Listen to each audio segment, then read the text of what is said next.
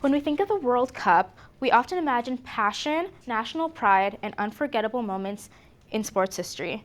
Millions of fans across the globe come together to cheer for their countries. But beneath the cheers and excitement lies a darker truth, a truth we must acknowledge. The World Cup, for all its glamour, causes significant harm, particularly to the host countries and their vulnerable communities.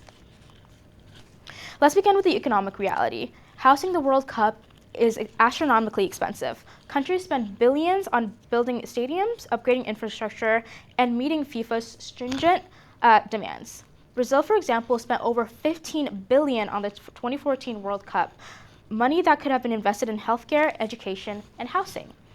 And often these grand stadiums become white elephants after the tournament ends, sitting empty and unused while citizens struggle with poverty and a lack of basic needs.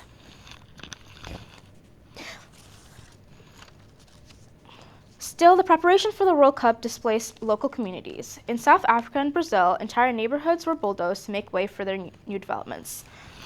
Thousands of people, many from low-income families, were evicted without proper compensation. This isn't just an economic issue, it's a human rights issue. Would anyone lose their home so the world can watch soccer?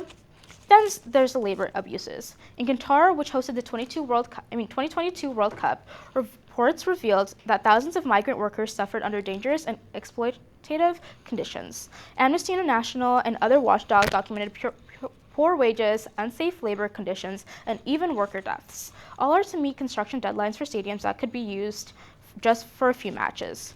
And let's not forget the environmental cost.